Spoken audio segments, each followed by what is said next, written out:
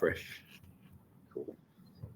So let's see if she pressed the connect, if we are online. It almost looks like it shifted. So can people see and hear us? Have we gone online? Perfect. Yeah, I got the signal from outside. It's a physical signal. Miranda says yes, so that is perfect. Thank you for that. Appreciate it. As with all webinars, we always just give it like 30 seconds extra to jump on. We had a little bit of communication issues regarding the time slot, and it's not to sort of confuse the enemy. That was just like what's it called? An error message 30, and that's the 30 centimeters from the screen. So that was a manually error here from our side. But you know what? You'll get it on demand, so you'll be able to receive this in your email and rewatch it. Hopefully, Damien will deliver some golden nuggets for us. So if you can't catch it online and on air, we will be able to revisit that. Afterwards, we also hope to be able to bring you a small article with a recap. So be sure to go to TCC Global at LinkedIn and follow their LinkedIn page together with Scratcher, with the host of this conversation. So looking forward to that. I think we should just slowly kick off, Damien. How do you feel about that? Yeah, good to go. Good to go. Cheers. So everyone, thanks for the interest in this webinar, live webinar hosted by Scratcher together with TCC Global. I have the pleasure of introducing Damien Katris, who's the Global Omnichannel Director of TCC Global. And we sort of bounced a little bit around the different topics and landed up on sort of the new retail paradigm. And of course, there's a lot to discuss and to cover about that. We have some exciting areas to talk about. But I think first of all, Damien, let's learn a little bit about yourself and TCC. What do you guys do? Yeah, thanks, Nikolaj. It's a pleasure to be sharing the virtual stage with you today. So yeah, it's really great to be sharing this afternoon. My background has been in various marketing tech startups, predominantly serving retail for the last 14 years or so. I've been with TCC for 8 years now, originally based out of our Hong Kong office, leading various digital initiatives, digital transformation, focused on the Asia Pacific markets. Recently moved to Amsterdam, where I've been based for the last couple of years. And it's been quite an experience to really understand deeply the retail industry and retail landscape in Asia and Pacific, and now in Europe. So it's been a fantastic experience. I currently lead the omnichannel and data analytics departments at TCC, a really passionate team of subject matter experts that are responsible for delivering really impactful omnichannel solutions and programs to our retail partners. As far as TCC is concerned, I mean, we are a retail performance company that focuses on helping retailers grow their shopper value. So over the last 30 years, we've been really empowering retailers with impactful omnichannel solutions and marketing programs that focused on boosting retail sales, improving loyalty card performance, and also enriching the data and media networks. But at the heart of what we do is really around recognizing and rewarding shoppers anywhere, anytime, to attract and retain and engage those customers. We predominantly work across grocery retail. We partner with many of the top retailers across all the major markets, so Asia Pacific and Americas. And I'd say over the last 8 years, we've significantly transformed our value proposition, where now we really provide a holistic omnichannel solution and programs to create campaigns that drive and influence shopper behavior at every stage of the journey, not just when they're in store, but throughout their daily life. And without certainly getting into too much detail, because I know we're going to cover a lot of this in a moment, one of the big focus areas of ours has been within gamification and behavioral science. And that's why we've really decided to evolve our gamification initiatives, obviously partner with yourselves, Nikolaj, at Scratcher, with a track record of success within the retail industry. So yeah, we're excited to really push these initiatives forward. Appreciate that as well. Just mentioning the partnership, we've been very happy with the last few collaborations that we've done. Looking forward to many more as well. That's of course Scratcher and the core business. My name is Nikolaj, I'm the CCO at Scratcher, and our core business is of course providing a gamification self-serve platform that you can use as an agency, and like TCC Global does, or you can use it as individual retailers, depending on whether you have it in-house or externally, depending on your service. But I think enough about the promo about our companies and all the boring stuff.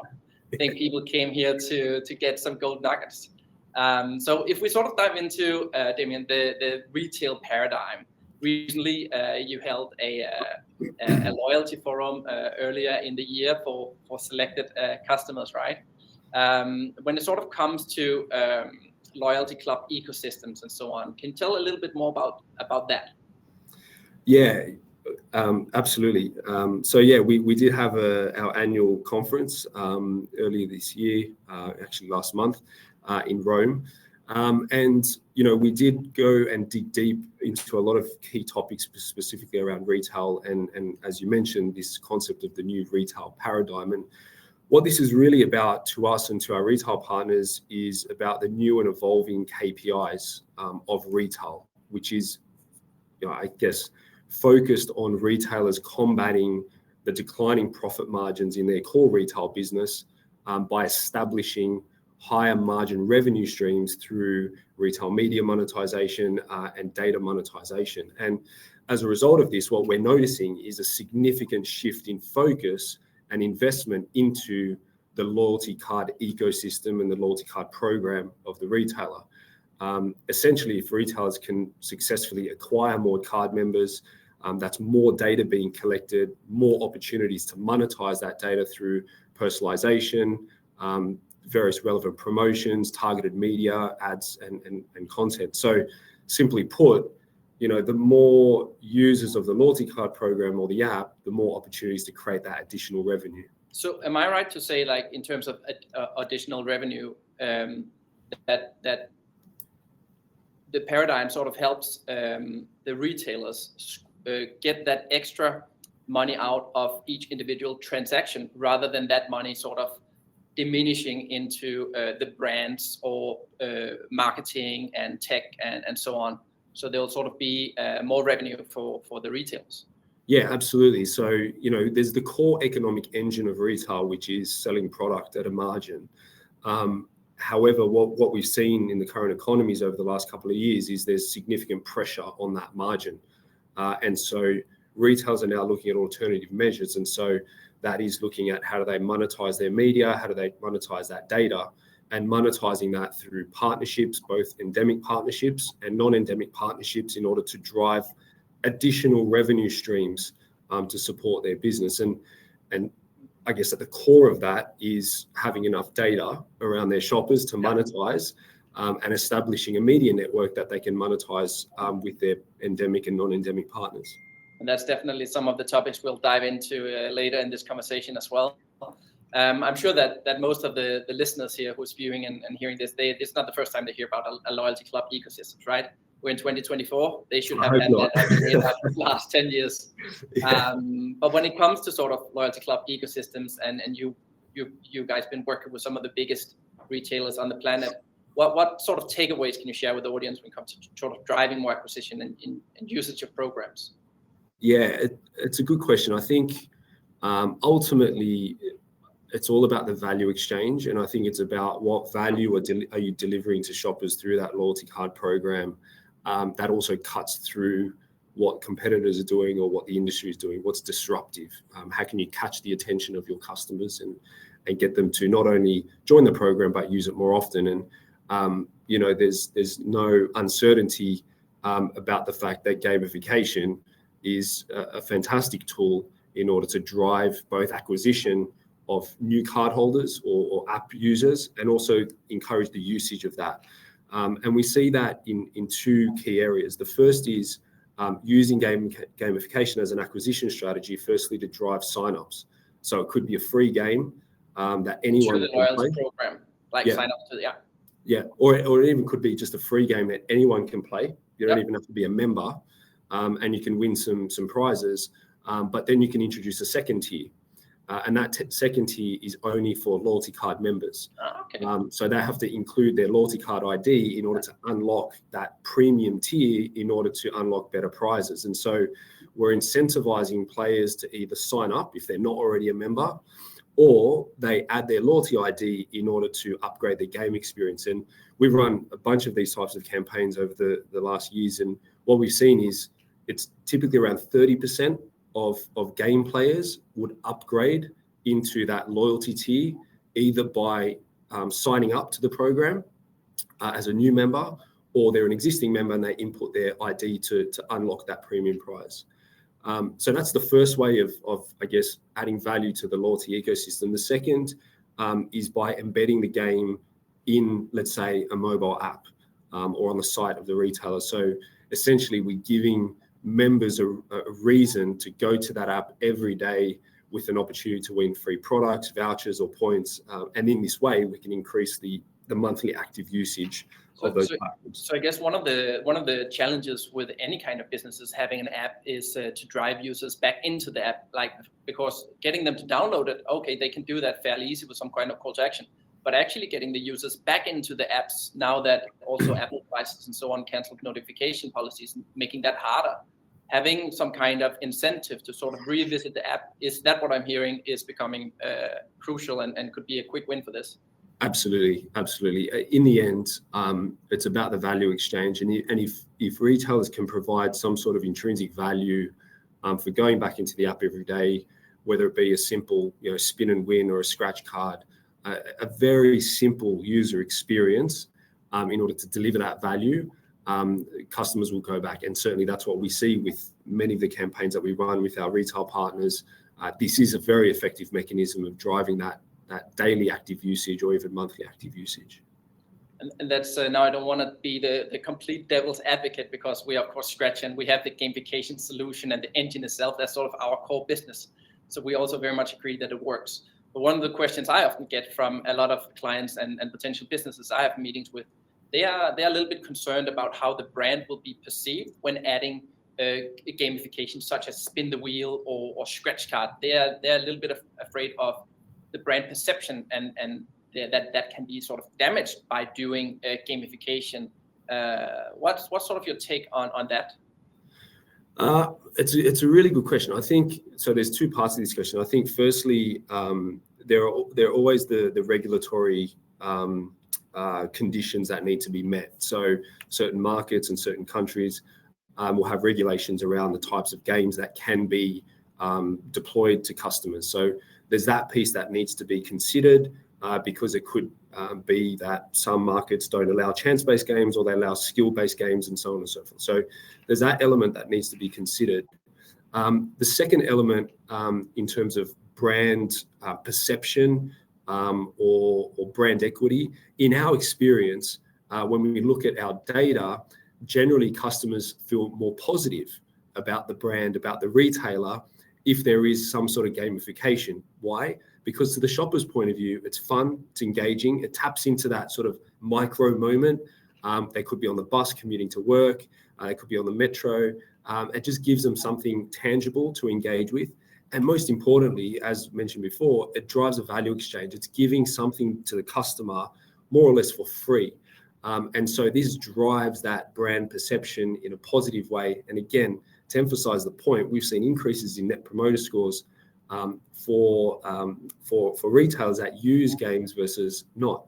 We also see that through the number of referrals or refer a friend mechanisms that we deploy through these games. We see that many customers, in fact, over 50% of customers that engage with a game would refer a friend. And so that's obviously a positive impact of running such a campaign. Yeah, and I'm sure also if you win like a 6-pack of, now I'm not going to name drop some black fuzzy drinks that I drink a lot in the weekends, but of course if you win a 6-pack of that, then of course you're like, hey mate, I just won this. Why don't you try it out and let's get some few prizes. Just a quick one on prices, because I also think that a lot of retailers have questions about the prices, and prices can obviously in some cases be a big investment, or at least it can seem like a big investment. Do you have a few comments on, should you do one major price, should many small prices, or sort of just a quick one on sort of the price approach? If you're going to give someone who's considering that, they're going to bring some advice back to their management team to sort of say, hey, we need to do some gamification. All right, what should we consider for the prices? Do you have any take on? Is there any general stuff to say about that?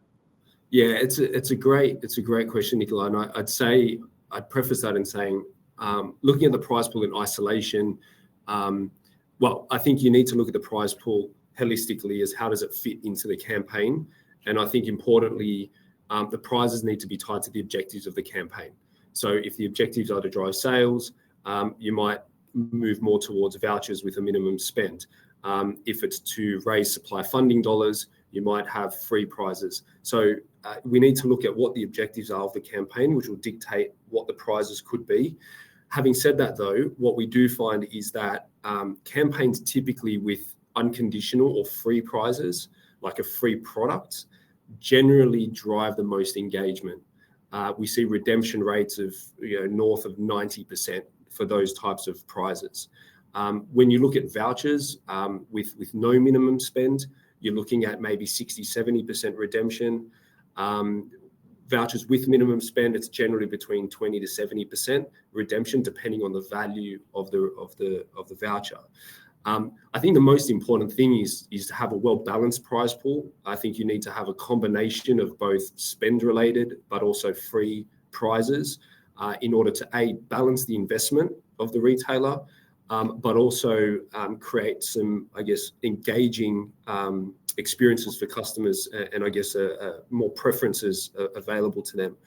The other point on prizes, which is important, is around the supply funding element. Using free products from suppliers is a great way to drive supply funding into the campaign and actually reduce the investment of existing partners and brands that you already would have Absolutely. a tight collaboration with to sort Absolutely. of push the products that they are promoting. Maybe it's a product launch that they're doing, and you're doing that in a sort of combination to drive footfall. Yeah, absolutely. And this is a very interesting topic to sort of scratch the surface on around the supply funding, because it plays into the whole retail media philosophies that are starting to really surface through the industry.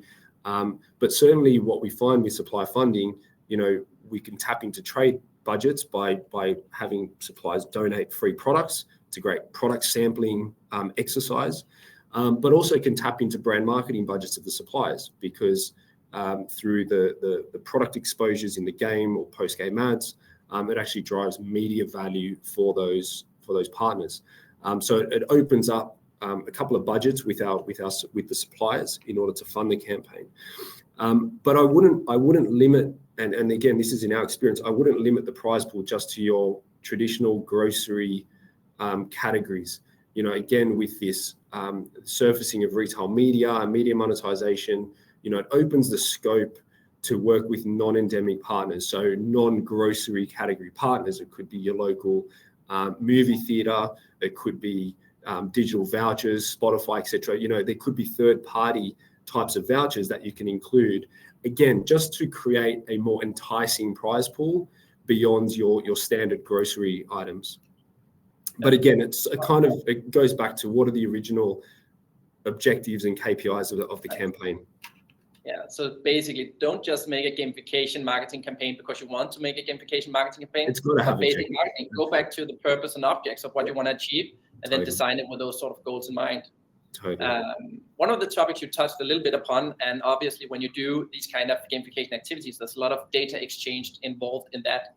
And with the recent changes the last many years from Google and Apple in terms of cookies, etc., owning data for retailers and brands are obviously becoming more and more important. Could you share a little bit about information on how sort of acquisition of data and the data monetization is so important for retailers in the modern day and age? Yeah, it's again a really good question, and I could probably spend about 3 hours on this topic. we can do a masterclass on that at some point.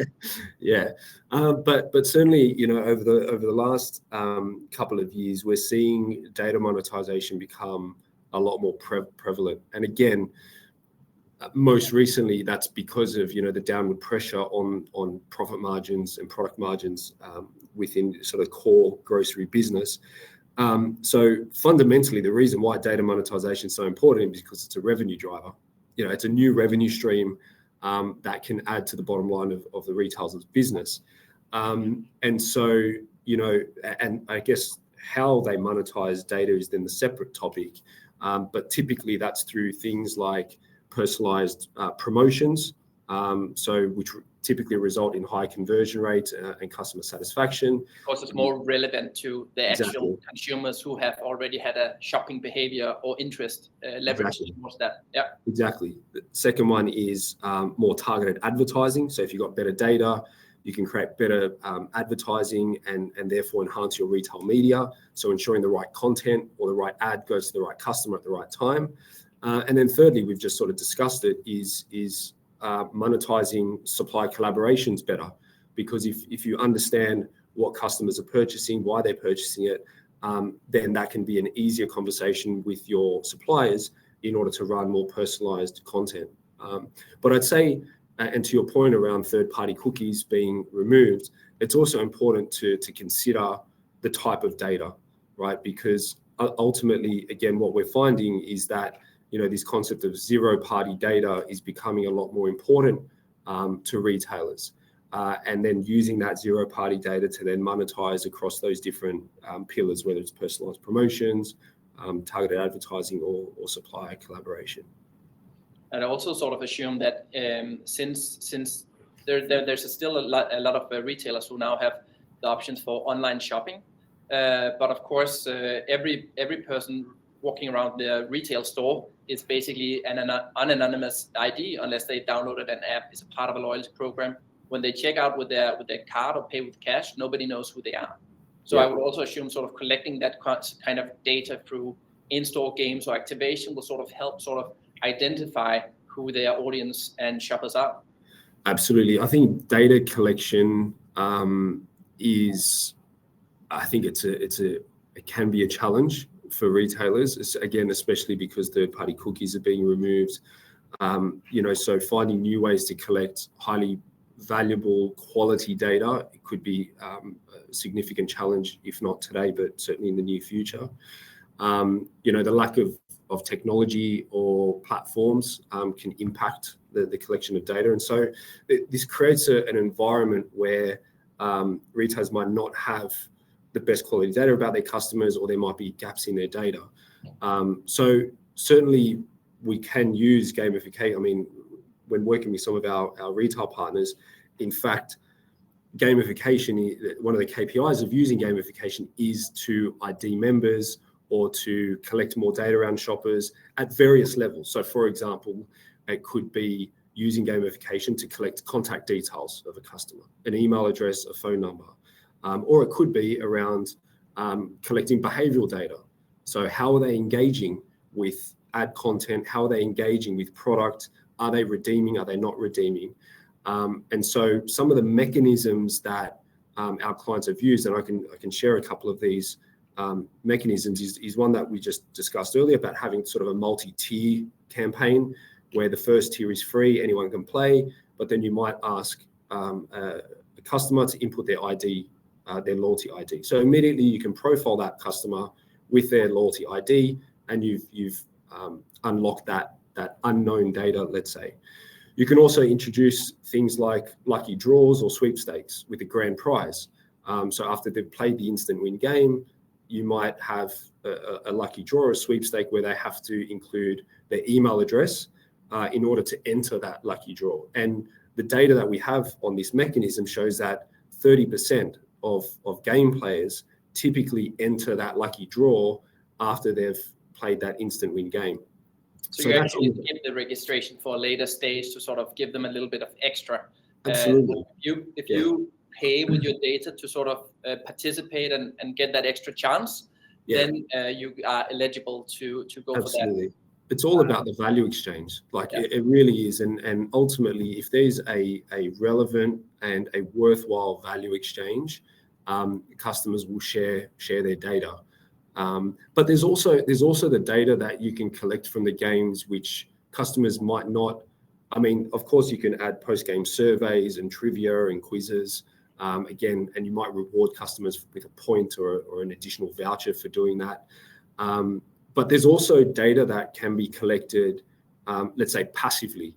So, for example, if customers are engaging with campaigns or games and they view certain post-game ads, then we can collect that. We know which ads are being viewed by which customers.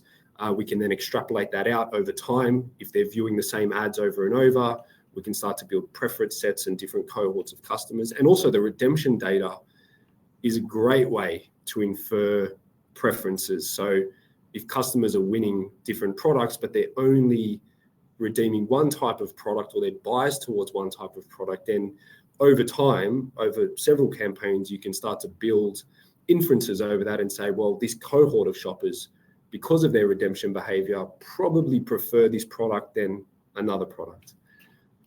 And this is super exciting, because basically what you're saying now is that retailers have the opportunity, if they're not already doing it, to collect tons of data, which they can turn into insights and actionable behaviors.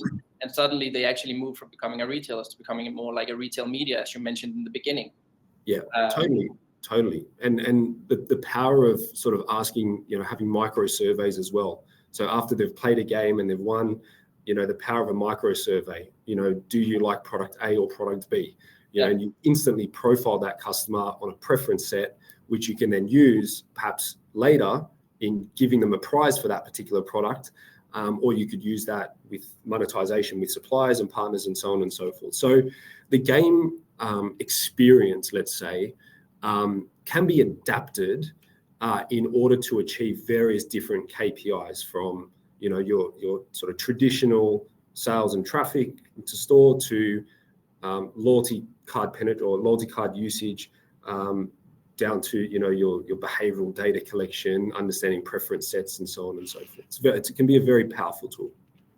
So basically, a lot of retailers obviously has their core strategy. And if becoming a retail media, it sounds something that's not on slide 27 or 28 in the sort of the strategy program.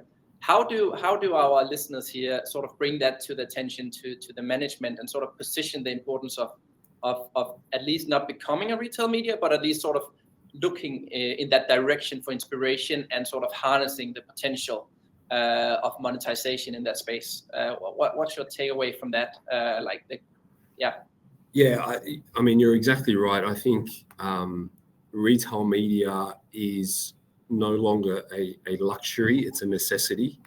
At least that's what we're finding with speaking to many of our retail partners. It's no longer on slide 28, it's on slide 1 or 2 as one of the, it should be. Yeah, as one of the key economic drivers for retail today is being able to monetize media. And I'd say that a game in itself, gamification in itself, can be an ownable media channel that retailers can monetize with both endemic and non-endemic partners. And we've seen that over the last 10 years with many of the campaigns that we run that generate a significant amount of supplier contribution, either through the donation of prizes or product, down to sponsoring ad content, post-game ads, surveys, grand prizes. So the game in itself can become a very valuable media monetization tool, to the point where, and I'm not, obviously this depends on the retailer strategy and of course the relationship with the suppliers, so I'm neither endorsing nor condoning this, but I'd say that in some respects, some of the campaigns have been fully sponsored by suppliers. Why? Well, it's good for the retailer, obviously, because it brings down the investment, and it's good for the supplier. Why is it good for the supplier? Well, because it gives the supplier a new way to engage customers. It gives the supplier a new way to promote their product. It gives the supplier a new way to sample. And instead of paying people in front of a retail outlet to give out samples, this is a more effective and arguably a more commercially viable way to distribute samples of a new product through a fun and engaging experience. And of course, the media value. So, the post-game ads is a really important piece of media real estate, where, again, we've seen some post-game ads have up to a 15% click-through rate. I don't know what Facebook averages are today, maybe 1 or 2%, but it's a significant increase. So it's a good opportunity for suppliers to also leverage and stretch their brand dollars further. I can't help but think about the the old and OGs of sort of gamification. Like I'm thinking of Coca-Cola, right? So back in the days when I was a kid in the 90s, when they had sort of you can open the cap and get these capsules and bring them to your retailers, you could maybe get a yo-yo or something like that. And of course that gave us kids a preference for the brand.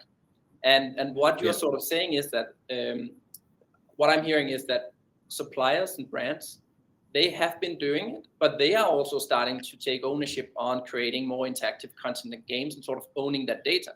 But the retailers do have an opportunity to actually help supply that and start becoming that media house. So it's sort of a little bit of a race who actually sort of gets there first. And if it's the retailers who are supposed to own the space, or is it the suppliers and the brands that want to sort of demand that of the supply or retail partners? Yeah, that's such a good point. And I know we're focusing a lot on retailers and we're looking at it from the point of view of a retailer, but it's a really important point of view in that, gamification can also be a very effective tool for brands or suppliers to go D2C, offering gamified experiences directly to the customer and potentially bypassing the retailer. We've worked with a number of suppliers over the number of years where we have run games directly with the brand in order to drive that D2C strategy, because again, the benefits that we've just shared can also be extended to the suppliers. They can collect more data around their customers. They can use it as an ownable media platform. They can drive more ongoing top of mind awareness and so on and so forth. They can use it to launch new products. So absolutely, the application of gamification is certainly not limited to just retail. It can be absolutely extended across any brand. So it's right to say that it's sort of about capturing the audience where the audience attention is. If they're in store, capture them there. If they're online, capture them there and send them in store. If that's sort of your point. If you want to put your product in front of them, make sure to capture them where they're looking. Absolutely, yeah. So and again, it sort of goes back to the original point around the objectives, right? So, if the objective is to drive traffic into store for a retailer, or is the objective to drive traffic to an e-com site, that's going to be a very different experience. Obviously, the prizes will be very different, and so on and so forth. So ultimately, where I think some retailers can go wrong, not to put a negative spin on this, is not defining what those objectives are up front, and then using gaming as a tool to achieve those objectives, as opposed to using games for the sake of using games because it's the trendy thing to do. Actually, gamification is a very effective tool to achieve commercial objectives. But of course, it needs to fit in within various other, I'll caveat that by saying it needs to fit into the marketing calendar and the overall brand strategy of the retailer and so on. I think what you're saying is basically you need to give gamification the same love as any other sort of marketing activities that you have been doing for the last 20, 30 or 40 years. There's nothing new in sort of doing gamification. It's just a different tool in the toolbox. Absolutely. And I think with the technology these days, we've been doing gamification for a decade now. With the evolution of technology and the evolution of tools, being able to deploy games on the fly very quickly is now highly possible, as you would know better than anyone, Nikolaj. Whereas 10 years ago, it wasn't that way. It took longer to implement a game, it took longer to code, it took longer to deploy, and so on and so forth. But I think with the evolution of technology, with the self-serve model, with templated solutions, you can deploy games very quickly in a very agile way. And so absolutely, it can be part of your marketing mix without considerable investment of resource and investment on technology and so on, which I think is amazing. Like I think, and therefore I believe fundamentally that retailers should absolutely be engaging with some sort of gamified strategy at some point in their marketing calendar throughout the year.